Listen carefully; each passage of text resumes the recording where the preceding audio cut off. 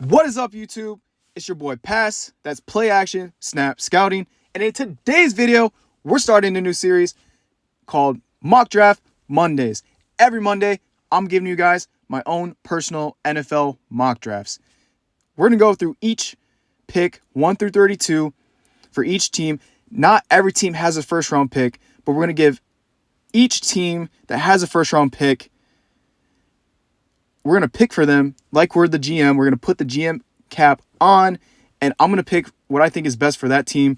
It could be based off a need. It could be based off positional value. It could be based off of if a player that is really, really talented falls into a lap of another team. That might not be necessarily a need, but we're going to take a chance on that player because he's just too good to pass up on. So we're not going to have any trades. We're going to keep it simple. Going forward, in other videos, we will add trades. We will spice it up because that is realistic on draft night. That being said, we're going to keep it simple here and start off with the Las Vegas Raiders on the clock. So for me, this is a no-brainer. Fernando Mendoza is the best quarterback in this class. He is also probably the best position you have right now for the Las Vegas Raiders. They need a quarterback. If Geno Smith is not the long-term solution, and when you're picking this high, you usually have to go with a quarterback, an edge, or an offensive tackle. I think Fernando Mendoza fits all those categories for what the Las Vegas Raiders are looking for and need in an NFL quarterback.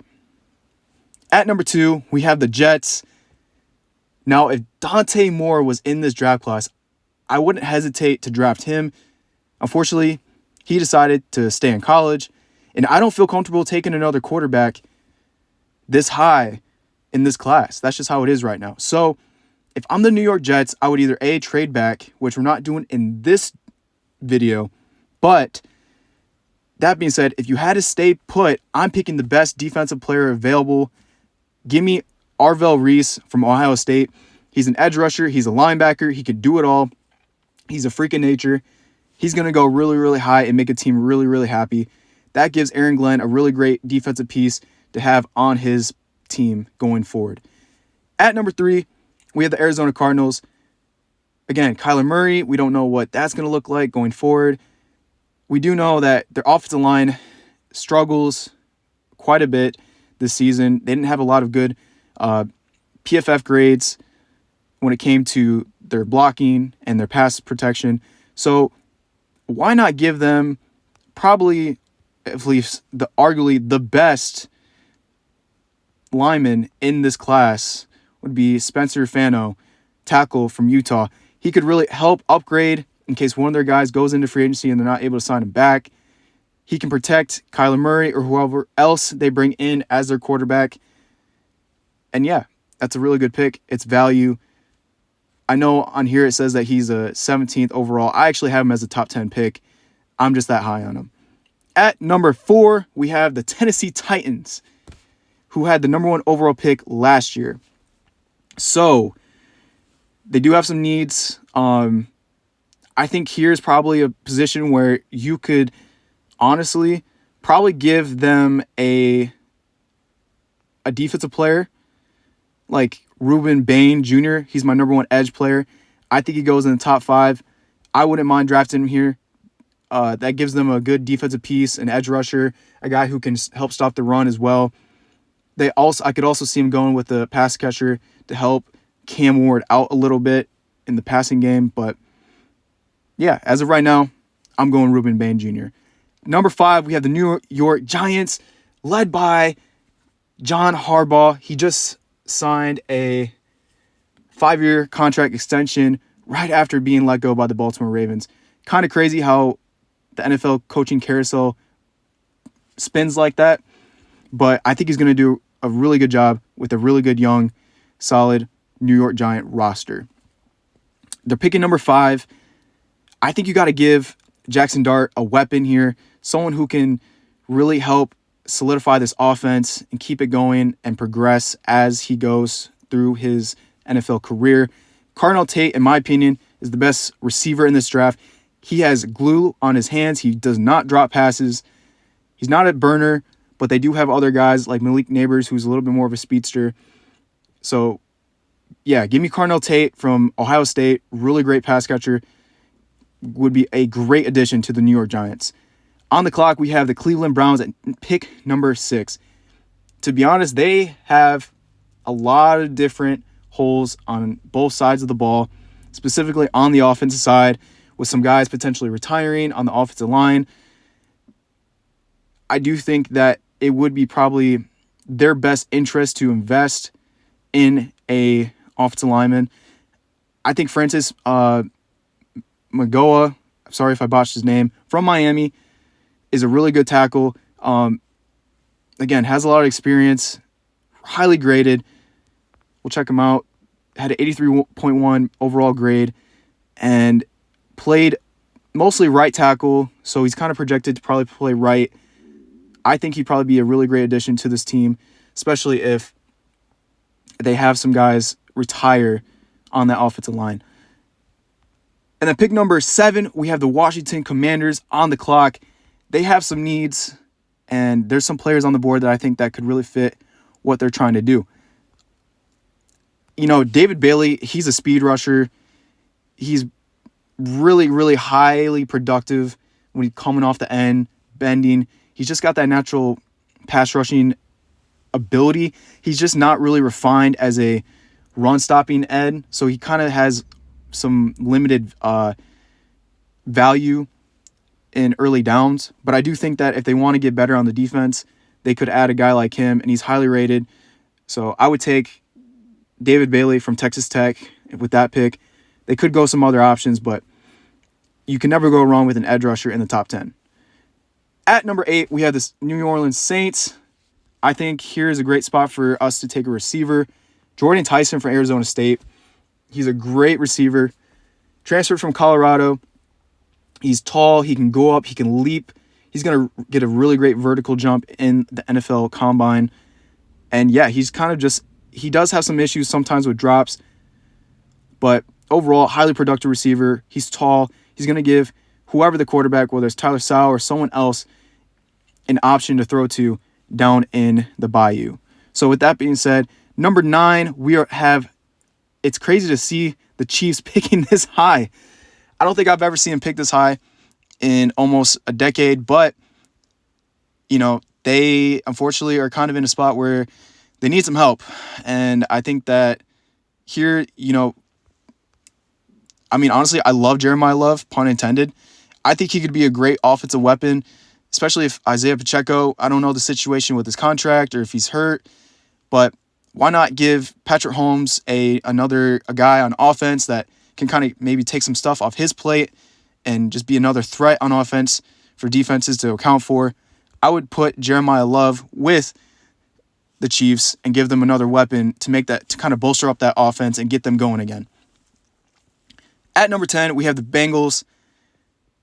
Offensive line is huge. I do think that they do need some offensive line help, so I'm not going to disregard that.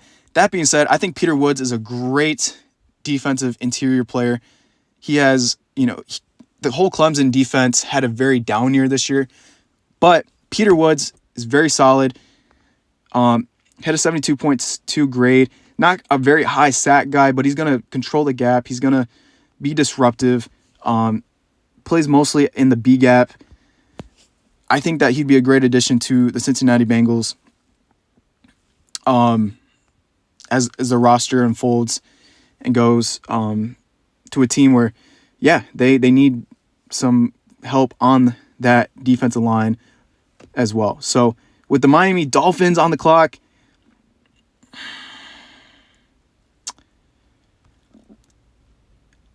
I think this is where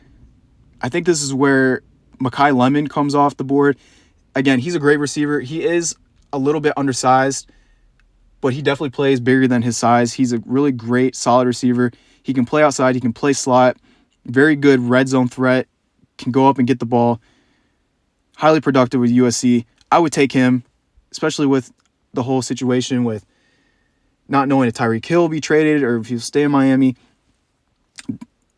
That gives you at least some insurance options in case something happens and you need to have a receiver to replace him in that offense. At number 12, we have the Dallas Cowboys. again, for me, this is a no-brainer. Sonny Styles, great player. He's going to be a guy that could really help bolster up the team, give them a good option on the defensive side. Played on a great Ohio State defense, very athletic, and honestly, he's going to be a guy that had a great season. He'll really help out that struggling Dallas Cowboys defense that has been giving up more points they've had in all season. At number 13, the Rams have this pick from the Atlanta Falcons. The Rams are in a good spot, but I think here they could potentially go a couple different ways. I think if the medicals check on Jermon McCoy, he's the best corner in this draft. I think you take Jerron McCoy. I think he's a really solid player. Didn't play all of last year because of injuries, but probably kind of like, it reminds me of a Derek Stingley situation where he's just that good and just that talented that you just don't pass up on a guy like that. At number 14, we have the Baltimore Ravens. They have some interesting needs. I think they could potentially go a couple different ways. I'm kind of leaning towards either going defensive line or receiver here. Either give Lamar Jackson some more weapons, or you can help bolster up a defensive line that was banged up and injured. I think you can go Caleb Banks. I wouldn't honestly mind that. I feel like that's actually a pretty solid pick. Gives them some help on that interior defensive line with some rotational guys that they can bring in. At number 15, we have the Tampa Bay Buccaneers. Kind of had a little bit of a down year after starting off really well. At this point, Caleb Downs is too good to pass up. I know I've had him drop down. I think he's one of the best players in this draft. His positional value of safety, I get it. Like, it's not the most highly sought after position. I know they have some good safeties down there, but that's just a guy I feel like you just can't pass up. He's just that talented. You can find ways and creative ways to put him on the field, get him involved, and he'll make plays. He's just a ball player at the end of the day. So with the Jets on the clock, they have this from the trade, from the Sauce Gardner trade with the Colts. Earlier, we picked up Arvell Reese from Ohio State, so the linebacker covered that spot. I think here you could go with, again, another defensive player, positionally a corner. If Mansour Delane is there, I think you got to take him. I think LSU is one of those DBUs that always continuously produces really great blue chip talented DBs, and I think that would be a really great pick for them. So, and Aaron Glenn, as a former DB, all-pro DB in the NFL, again, he's going to have a lot of knowledge to give to that young cornerback from LSU. At number 17, we have my Detroit Lions. I'm going to try to be unbiased as possible, but I think that interior offensive lineman, tackles, edge, that probably sums it up. Those are the top three needs right now on this team. And Keldrick Folk from Auburn, he's pretty solid. He's not a high sack guy, but if you're looking for a guy that can come in and like be an edge rusher and do it all, that's kind of a guy that they're looking for. Cassius Howell is more of a guy who's going to get he's a really high sack guy. Yeah, he had 12 sacks compared to Keldrick Folk, who only had 2. Me personally, I would probably go with the guy who has more of a sack upside, like Cassius Howell, just because in today's age, with a team that is looking for a guy that can, if you're trying to be successful in the NFL, you got to protect the quarterback. You got to have a quarterback, but you also got to rush the quarterback. And for me, Cassius Howell would be the guy that could come in and help the Detroit Lions really turn that pass rush around with someone opposite of Aiden Hutchinson. So at number 18, we have the Minnesota Vikings. And like Lizzo said, there is new men on the Minnesota Vikings today, and that's going to be another cornerback, Avion Terrell from Clemson. Okay? And then with number 19 pick, the Carolina Panthers, they made the playoffs. Bryce Young, shout out to Bryce Young. He's actually playing really good ball.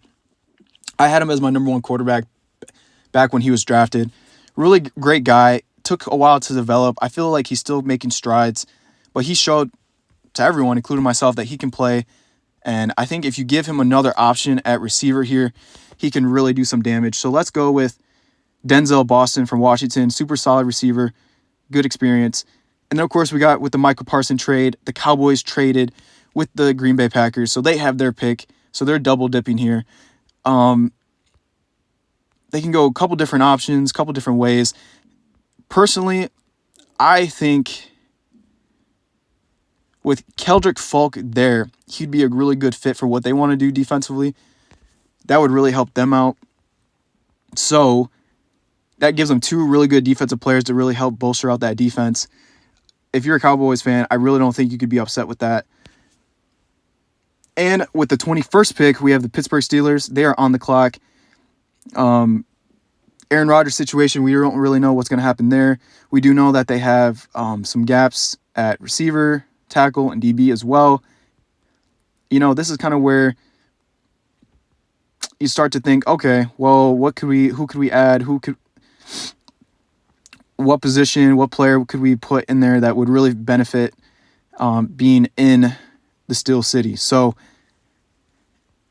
I think it's tough.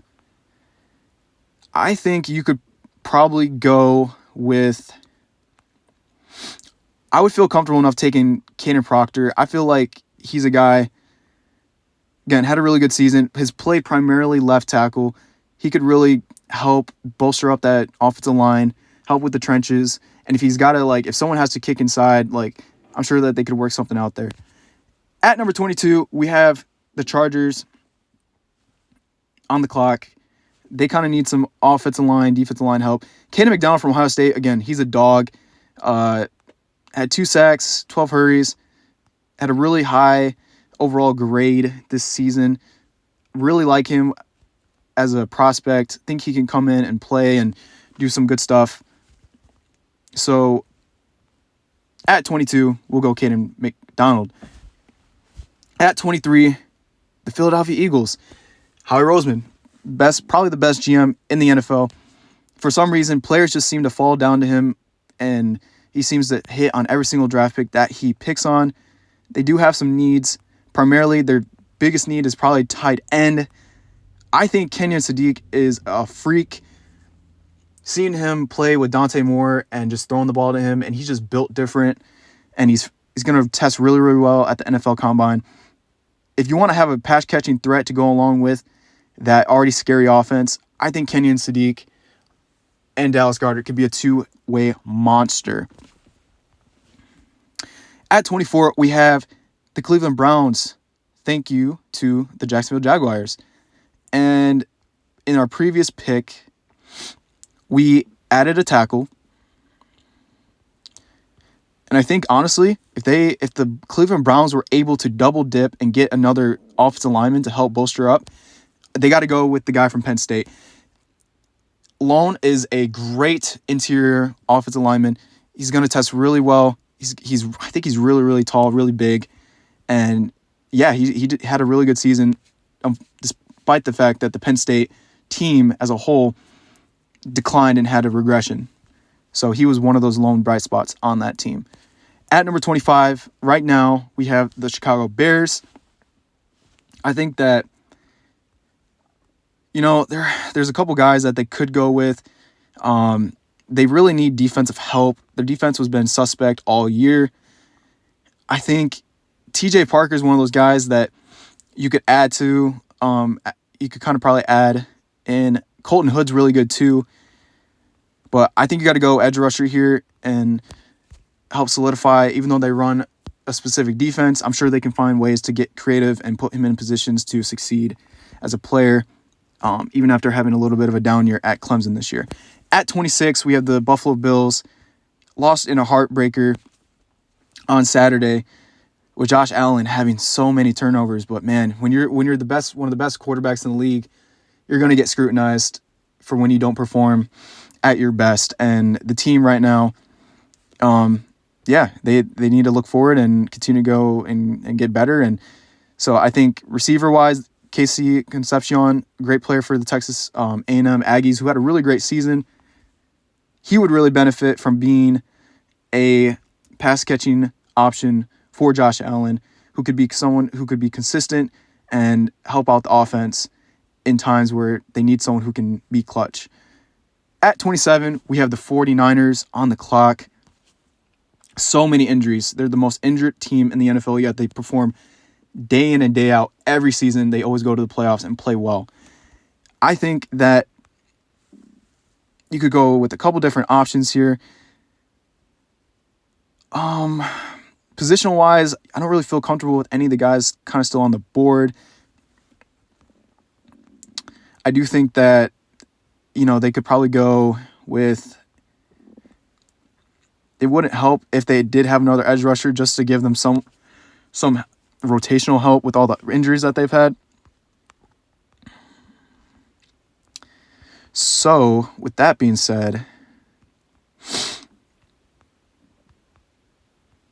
CJ Allen, that could be a guy who could come in and give them depth, especially after having some injuries at the linebacker position as well. So let's go someone to kind of come along with Fred Warner after he comes back from injury. So let's go CJ Allen, kind of a little bit of an off pick, but he's a really great player, going to test really well at the combine, had a great season with Georgia.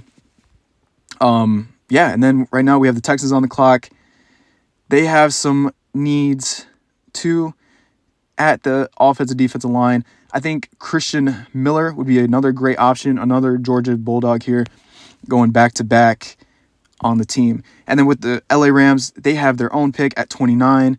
Earlier, we picked Gerard McCoy at 13. I think here, again, you take what's best, what's available.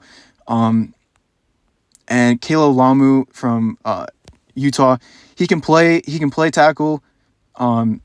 I believe he can also kick in and play inside snaps as well. He played mostly at left tackle, but did play some right tackle as well. Great option for them to solidify offensive line. If Stafford's back, it gives them another, a layer of protection from the opposing defenses. And then at number 30, we have the New England Patriots, and they got some interesting needs as well. I do think that linebacker could be a potential need here.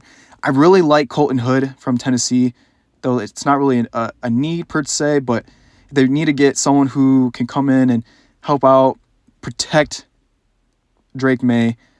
Then I would probably go with Monroe Freely from Georgia. Again, another Georgia Bulldog, but could really help him out. Had a pretty solid season. Gave up 3 sacks, but you go back-to-back years of you got Will Campbell last year, and then you have another a young tackle to protect Drake May. Your offensive line for the future is built and set. So on the clock, we got the Denver Broncos. And they have a couple options here. I think that, for me personally, I would probably go with, I really like Anthony Hill Jr. Would be a little bit of a reach, but I'm going to take him from out of Texas. I think he's really a great player. Had a lot of coverage snaps, pass rush and defensive snaps. Play all over. Can play in the slot, can play in the box. Had a pretty solid grade. And then finish us off, we have the Seattle Seahawks. And for me, between Brandon Sis and Colton Hood, I like both of them. I'm going Colton Hood here. I think that would be a great option for them going forward. So with that being said, what did you guys think? Did you guys think, here is my first round mock draft from PFF. Went through all 32 picks and tried to base it off of position needs, but also a value. And how do you guys think I did? So with that being said, hope you guys enjoyed the video. Hope you guys like, comment, subscribe. And can't wait to see you guys next week for another NFL Mock Draft Monday.